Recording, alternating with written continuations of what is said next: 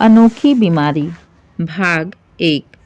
नीलम को जैसे ही पता चला कि उसके भाई अविनाश की सैलरी आने वाली है, वो तुरंत ही बीमार पड़ जाती और इतना सीरियस हो जाती कि जब तक अविनाश उसे अपनी पूरी सैलरी उठाकर नहीं दे देता, उसका इलाज भी नहीं हो पाता। उसके ससुराल से बार बार जीजा जी का फ़ोन आता ही रहता। अविनाश काफ़ी अच्छी नौकरी करता था। माँ बाप के गुजर जाने के बाद उसने अपनी छोटी बहन नीलम का बहुत ही अच्छे से ख्याल रखा, लेकिन नीलम को शायद अपने भाई से ज़्यादा उसके पैसों से ही प्यार था। जब तक उसकी शादी नहीं हुई थी, तब तक तो उसकी सारी डिमांड अविनाश ही पूरी करता था। नीलम की शादी के बाद अविनाश ने सोचा कि अब नीलम को एक अच्छा घर, परिवार, प्यार करने वाला पति मिल गया है, तो अब मैं अपनी जिम्मेदारी से मुक्त हो गया हूँ।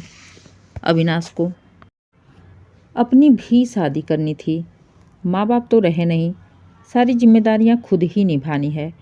इसलिए उसने अपने ऑफिस में काम करने वाली श्वेता नाम की लड़की से शादी कर ली। दोनों ही एक दूसरे को बहुत प्यार करते थे। श्वेता ने शादी के बाद नौकरी छोड़ अपने सपनों के महल को सजाने में लग गई। माँ बाप के जाने के बाद घर की हालत वैसे ही ख़राब हो रखी थी। जगह जगह के प्लास्टर निकल गए थे, पेंट भी निकल गए थे, फर्नीचर भी लगभग ख़राब हो चुके थे। घर में एक औरत का होना उतना ही ज़रूरी है जितना घर के बाहर एक मर्द का होना। श्वेता ने सोचा, घर को एक बार साफ करवा कर पेंट करवा दें। एक बार पूरा घर पेंट हो जाए तो रहने लायक हो जाएगा। शाम को जैसे ही अविनाश आता है, श्वेता उसको घर के बारे में बताती है। अविनाश को भी बात अच्छी लगी। वो कहता है, ठीक है, सैलरी आएगी तो इस बार घर ही पेंट करवा लेंगे, बाकी चीज़ धीरे धीरे ठीक करवा लेंगे। श्वेता और अविनाश दोनों सैलरी आने के इंतज़ार करने लगे। सैलरी आने में अभी पूरा एक हफ्ता बाकी था। तभी नीलम की तबीयत खराब होने का मैसेज आता है। अविनाश श्वेता से कहता है, नीलम की तबीयत कुछ ज़्यादा ही सीरियस लग रही है। तुम्हें तो पता ही है, जीजा जी की नौकरी छूट गई है। वो तो बस छोटा मोटा काम करके जैसे तैसे घर के खर्चे निकाल लेते हैं। इसलिए अपना घर हम अगले महीने पेंट कराएंगे। श्वेता कुछ नहीं बोलती है। उसे नीलम की हरकतों के बारे में शादी से पहले ही पता था। वो जानती थी कि ये सब बहाना है, बस पैसे निकलवाने का। और ऐसे में अगर वो पहली बार ही मना कर देगी तो नीलम को बहुत ही बुरा लगेगा। इस बार भी पैसे ना होने की वजह से श्वेता अपना घर पेंट नहीं करवा पाई। पैसे बचाना तो दूर, घर ही रहने लायक हो जाए वो भी मुश्किल लग रहा था। घर की दाल रोटी हो जाए इतना छोड़ अविनाश सारा पैसा उठाकर नीलम को दे देता था। देखते ही देखते 6 महीने बीत गए। घर की हालत देख श्वेता का मन उखड़ने लगा था। आखिर कोई बर्दाश्त करे भी तो कब तक। पैसे पहुँचते ही नीलम 2-3 दिन में ही ठीक हो जाती और फिर 15-20 दिन तो बड़े ही आराम से, ऐसो आराम से निकल जाते।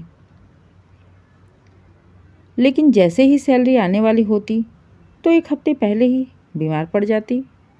नीलम जब भी मायके आती तो ढेर सारे गहने बनवा कर अपने साथ ले जाती और श्वेता से कहती, भाभी आपको पता है, जब मैं जाऊंगी तो ये सारे गहने सबको दिखा के कहूँगी कि देखो मेरे भैया ने मुझे क्या क्या दे के भेजा है। मेरी सास ननद तो सब देखते ही जल जाएंगी। कितना मज़ा आएगा ना भाभी। कहते हुए वो खुशी खुशी ससुराल जाने की तैयारी करने लगती है। नीलम की बातें सुन श्वेता चिढ़ जाती है और नीलम से पूछती है, दीदी आपके पास इतने सारे पैसे आते कहाँ से हैं। श्वेता की बात सुन नीलम का चेहरा सफ़ेद पड़ जाता है। उसे श्वेता से ऐसी उम्मीद नहीं थी कि वो ऐसा भी कुछ पूछेगी।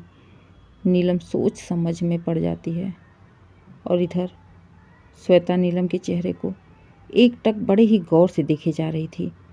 थोड़ी देर बाद नीलम हिचकते हुए कहती है, अरे भाभी कहाँ से गहने बनवा पाती हूँ, ये भी कोई गहने हैं इतने हल्के हल्के। और रही बात पैसों की, तो आपको पता ही है पैसे कहाँ से खर्च करूँगी, कहाँ से पाऊँगी। सब तो मेरी बीमारी में ही ख़त्म हो जाते हैं।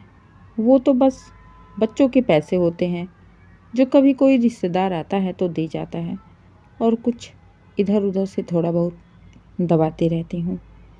अगर कोई पुराना गहना टूट जाता है तो कुछ पैसे लगाकर नई डिज़ाइन ले लेती हूँ। कोई पायल ही टूट जाए तो कुछ पैसे लगाकर एक नई पायल ले लेती हूँ। बस ऐसे ही आते हैं नए गहने, कहाँ बनवाती हूँ मैं, खड़े दाम पर कहाँ ले पाती। नीलम की गोल गोल बातें सुनकर श्वेता मन ही मन मुस्कुराने लगती है और सोचती है, जाने कैसे कैसे लोग हैं, अपनों से ही इतना साफ झूठ कैसे बोल लेते हैं।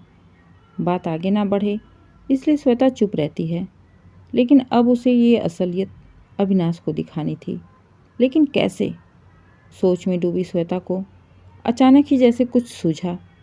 उसके चेहरे पे एक लंबी सी मुस्कान आ जाती है। उसने नीलम की विदाई की और अगली सैलरी आने का इंतज़ार करने लगी। लेकिन हर बार की तरह इस बार भी सैलरी आने के 10 दिन पहले ही नेहा के यहाँ से फ़ोन आ जाता है। दोस्तों, आगे क्या होता है जानने के लिए कहानी का दूसरा भाग पढ़ें, और कहानी कैसी लगी प्लीज़ कमेंट करके ज़रूर बताइए। अगर कहानी अच्छी लगे कहानी को लाइक, शेयर और चैनल को सब्सक्राइब करें।